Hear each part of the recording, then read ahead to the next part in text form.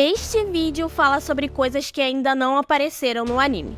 Então, se você não gosta de spoilers, eu sugiro que você saia desse vídeo agora. Este conto fala sobre o que aconteceu há muito tempo antes da história atual de Demon Slayer.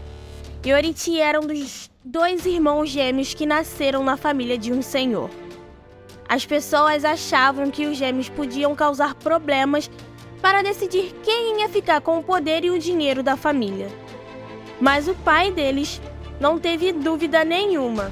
Yoriti tinha uma marca estranha na testa desde que nasceu. Por isso, o pai escolheu outro irmão, Michikatsu, para ser o herdeiro e mandou matar Yoriti. Mas a mãe de Yoriti não deixou e brigou para salvar o seu filho. Eles fizeram um acordo de que Yoriti ia viver, mas quando fizesse 10 anos, ia para um templo virar monge. Assim, Yoriti e Michikatsu, mesmo sendo gêmeos iguais, tiveram vidas muito diferentes em tudo. No quarto, na roupa, no estudo e até na comida. Michikatsu era querido por todo mundo, enquanto Yoriti era apenas esquecido. Yoriti ficava sempre perto de sua mãe, mas ninguém sabia o que ele pensava porque ele nunca sorriu e nunca falou nada desde que nasceu. A mãe dele tinha muita fé e pedia para a divindade do sol ajudar o filho a conseguir ouvir, porque todo mundo achava que ele era surdo. Ela também fez uns brincos para ele usar. Esses brincos são os mesmos que Tanjiro usa hoje em dia. A mãe de Yoriti não era a única que se importava com ele. O seu irmão mais velho, Michikatsu, às vezes ia escondido no quarto pequeno de Yoriti para brincar com ele. Isso era muito perigoso, porque se o pai deles visse ou soubesse que Michikatsu tinha dado alguma coisa para Yoriti, ele ia bater muito em Michikatsu. Um dia, Michikatsu deu para Yoriti uma flauta de madeira que ele mesmo tinha feito. Outro dia, Michikatsu estava treinando espada no jardim da família e Yoriti, que tinha 7 anos na época, estava sentado na sombra de um pinheiro. Foi aí que ele falou pela primeira vez. Ele quis saber se Michikatsu queria ser o samurai mais forte do país. Michikatsu ficou chocado porque achava que seu irmão era surdo. Ele soltou a espada de madeira e ficou ali parado sem falar nada.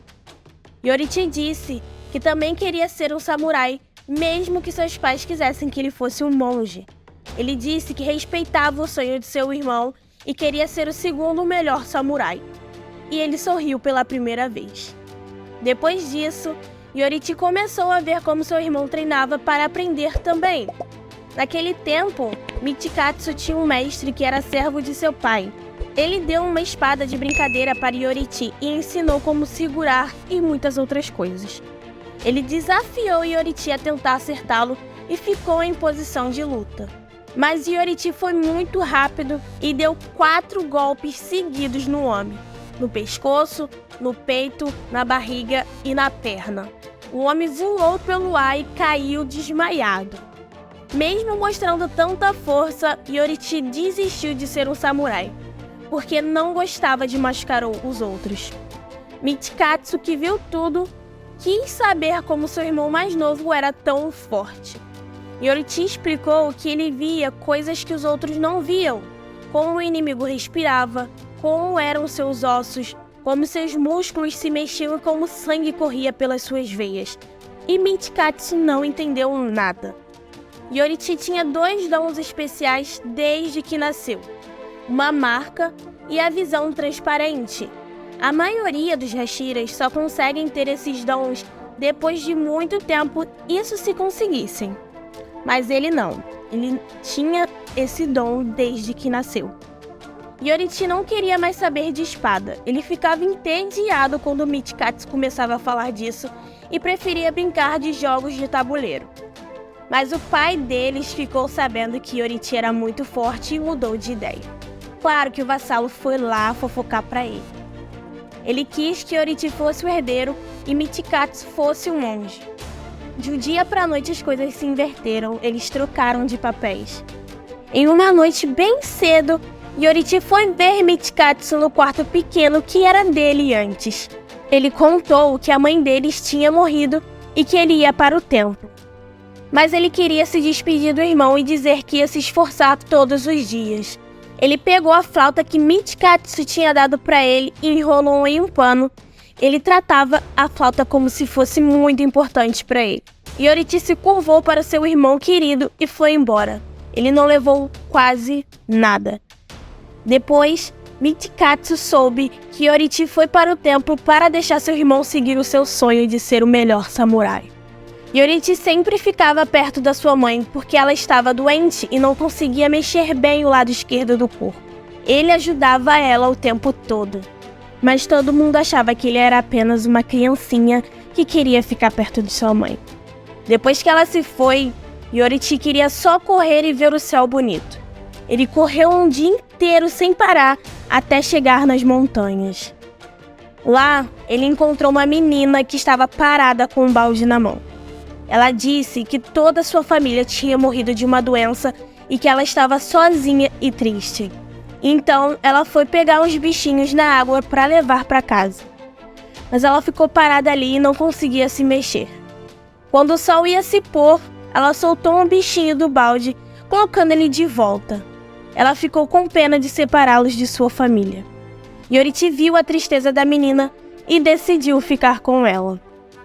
O nome dela era Uta, e ela falava muito. Conversando com ela, Yoriti descobriu que as pessoas não viam as coisas como ele via, porque ele via tudo transparente. Então, ele entendeu por que ele se sentia diferente dos outros. Yoriti se sentia como uma pipa solta no ar, mas Uta o segurou com muito amor e carinho. 10 anos depois, eles se casaram e iam ter um filho. Yoriti foi procurar uma parteira para ajudar no parto, mas no caminho ele encontrou um velhinho que tinha problemas no coração e que queria ver seu filho que estava ferido da guerra.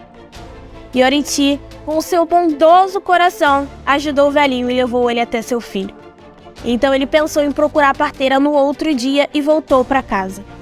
Mas quando ele chegou em casa, ele viu uma coisa horrível. Sua esposa e seu filho, que nem tinha nascido ainda, tinham sido mortos, brutalmente. Yoriti ficou abraçado com eles por 10 dias seguidos, sem soltá-los. Então um caçador de demônios que estava atrás de um demônio viu isso e falou para Yoriti rezar por eles. Esse caçador de demônios era o antepassado de Rengoku, o Hashira da Chama. Yoriti sonhava em viver uma vida simples com sua família em uma casa pequena e ficar sempre perto deles. Mas tinha demônios nesse mundo bonito, então Yoriti virou um caçador de demônios também. Ele mudou tudo ensinando as técnicas de respiração. A respiração do sol de Yoriti era muito forte, mas os outros Hashiras não conseguiam fazer igual. Então, se baseando na respiração do sol, outras formas foram feitas, como chama, vento, água, trovão e pedra. Todas as técnicas de respiração que existem hoje vieram da respiração do sol, que é a respiração original. Yoriti também encontrou seu irmão de novo, e ele salvou seu irmão de um demônio que tinha matado seus amigos. Yoriti pediu desculpas por não ter chegado antes, e Michikatsu também virou um caçador de demônios. Eles ficaram mais fortes e a marca apareceu em Michikatsu também. A marca deixava eles mais poderosos, mas tirava a vida deles. Os caçadores de demônios marcados começaram a morrer um por um, mas Yoriti ainda teve que enfrentar seu destino. Ele encontrou Muzan, o demônio mais forte. Yoriti achou que tinha nascido para acabar com ele, porque Muzan era um demônio muito ruim. Yoriti sentiu que ele queria destruir tudo, e então eles lutaram em um lugar cheio de bambus. Muzan só falou que não ligava para os espadachins antes de atacar, só isso. Ele falou que não se importava com os que respiravam diferente, mas ele não sabia que Yoriti que tinha inventado isso. Ele atacou muito rápido, mas Yoriti desviou de tudo e viu que podia morrer se fosse arranhado. Yoriti ficou com medo na luta porque o demônio era muito estranho. Ele tinha 7 corações e 5 cérebros, então só cortar a cabeça não ia adiantar. Foi nesse momento que Yoriti aperfeiçoou sua técnica e acertou o demônio. Muzan foi cortado no meio e perdeu os 2 braços. Ele tentou segurar a cabeça no lugar e não entendia por que não se curava. Ele estava sofrendo muito e não sabia o que fazer. Yoriti perguntou para ele o que era vida para ele, mas ele não respondeu. Ele ficou com muita raiva, ficou até vermelho. Yoriti olhou para a menina demônio que estava com Muzan e ela não ajudou o Muzan. Ela ficou feliz e admirada de ver ele assim, porque ela queria muito ver a morte dele. Yoriti pensou em acabar com ela depois de acabar com Muzan. Mas quando ele chegou perto dele, os dentes de Muzan fizeram um barulho forte e logo depois Muzan se explodiu em muitos pedaços. Mas Yoriti não conseguiu destruir todos esses pedaços, porque alguns pedaços se juntaram e formaram uma bola do tamanho de uma cabeça. Muzan fugiu assim. A menina demônio que estava com ele ficou no chão. Ela queria que ele tivesse morrido e ficou muito brava por causa disso. Ela gritou o nome dele sem medo da maldição. Mas ela não morreu. Ela ficou livre de Muzan porque ele estava muito fraco. Yoriti pediu para ela ajuda para matar Muzan e ela aceitou. E até hoje ela tá nessa luta contra ele. Essa menina demônio era nada mais, nada menos que Tamayo. No mesmo dia, Yoriti soube que seu irmão Michikatsu tinha virado um demônio. Ele era um caçador de demônios que Yoriti tinha indicado. E ele não conseguiu matar Muzan e deixou Tamayo fugir. Ele foi expulso do esquadrão por não conseguir concluir nada. Os outros caçadores de demônios ficaram com muita raiva e falaram para ele se matar. Isso era o que eles faziam quando alguém virava um demônio ou quando um familiar virava um demônio. Mas o líder do esquadrão, que era um menino de 6 anos que tinha acabado de assumir, não deixou que ele se matasse e mandou ele embora para sempre. E foi isso que Yoriti fez. Muzan tinha medo dele e se escondia. Yoriti não tinha o que fazer e foi ver um amigo que não via fazia muito tempo. E esse amigo era Sumiyoshi, o parente antigo de Tanjiro e Nezuko. Yoriti ficou contente de ver que a família de Sumiyoshi estava bem. Ele gostava de ver as pessoas felizes. Ele contou para Sumiyoshi tudo o que tinha acontecido na vida dele. Ele disse que achava que tinha nascido para matar Muzan, mas ele não conseguiu e por isso muitas pessoas iam sofrer. Isso doía muito nele.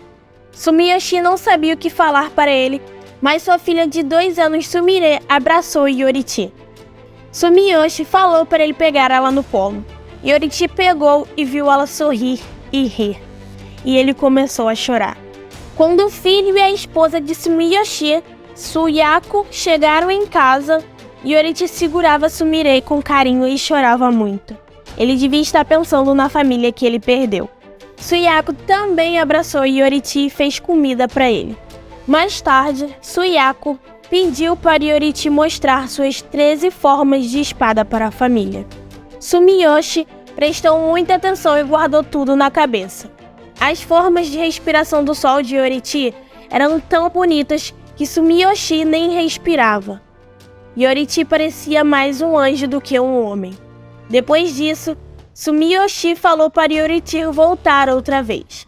Mas antes de ir embora, Yoriti deu seus brincos para Sumiyoshi. Ele disse que não ia voltar nunca mais. Yoriti estava muito triste e Sumiyoshi chorou. Mas ele também falou para Yoriti que ele tinha salvado a vida deles antes e que eles iam continuar o que ele começou. Que ele não tinha fracassado em nada. Que eles iam passar os brincos e a respiração do sol para seus filhos e netos.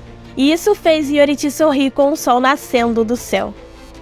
Quando ele tinha mais de 80 anos, em uma noite de lua vermelha, Yoriti encontrou seu irmão novamente, que tinha virado um demônio muito forte e que todo mundo chamava de Kokushibo. Ele era o Lua Superior 1 e só perdia para o Muzan. Kokushibo não entendeu como Yoriti ainda estava vivo com aquela marca. Mas Yoriti não falou nada, ele só chorou e disse que sentia muito pelo seu irmão. Kokushibo nunca tinha visto ele chorar e ficou totalmente sem jeito. Mas logo depois, Yoriti ficou pronto para atacar. Ele tinha uma áurea muito forte. E ele avisou seu irmão que ia atacar e cortou o pescoço dele antes dele pegar a espada. Ele era rápido e forte como antes. Kokushibo pensou que Yoriti ia cortar a cabeça dele no próximo golpe. Mas esse golpe não veio, porque Yoriti morreu ali naquele momento, de causas naturais. Kokushibo ficou com muitos sentimentos e ficou com muita raiva também.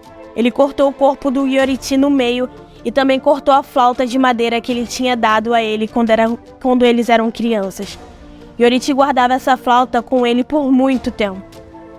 Mesmo que seu irmão tivesse virado um demônio, ele chorou quando perdeu. Yoriti era muito forte e bonito como um deus, mas no fim ele ficou sem as pessoas que ele mais amava.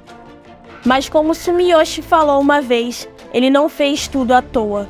Até hoje ele ajuda os caçadores de demônios a lutar contra os demônios. E essa foi a história de Yoriti Tsugikuni. Eu espero que você tenha gostado desse vídeo, que você queira ver mais. Me diga aí nos comentários o que você quer ver de Demon Slayer aqui. Eu quero trazer para vocês os melhores vídeos sobre Demon Slayer. Então é só deixar aí nos comentários o que você quer ver aqui. Inscreva-se no canal, deixe seu like, que isso ajuda demais. E até o próximo vídeo. Tchau!